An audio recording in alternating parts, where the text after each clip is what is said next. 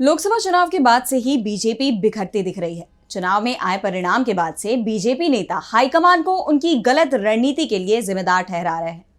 तो वहीं अब बीजेपी आने वाले विधानसभा चुनाव में अपनी गलती को सुधारने की कोशिश में लगी हुई है। तो क्या है पूरा मामला, आइए देखते हैं इस रिपोर्ट में। लोकसभा चुनाव से पहले बीजेपी हाईकमान के आगे पार्टी के किसी नेता की आवाज सुनाई नहीं देती थी। हाईकमान ने जो आदेश दे दिया वो मानना ही पड़ता था।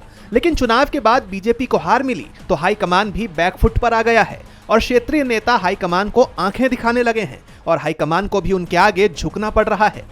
दरअसल हरियाणा में विधानसभा चुनाव को लेकर बनाई गई बीजेपी की प्रदेश चुनाव समिति को लेकर घमासान मचा हुआ है।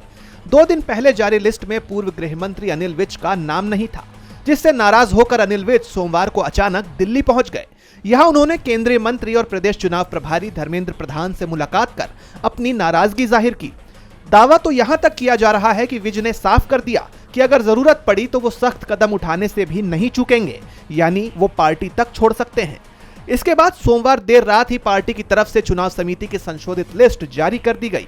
इस लिस्ट में 9वें नंबर पर पूर्व गृह मंत्री अनिल विज का नाम जोड़ा गया है, जो ये दिखाता है कि जो बीजेपी कभी अपने नाराज नेताओं को नहीं मनाती थी, अब वही बीजेपी अपने नेताओं की नाराजगी को दूर करने के लिए उनकी मांगों को मान रही है, जिसके पीछे सबसे बड़ी वजह रही लोकसभा के चुनाव।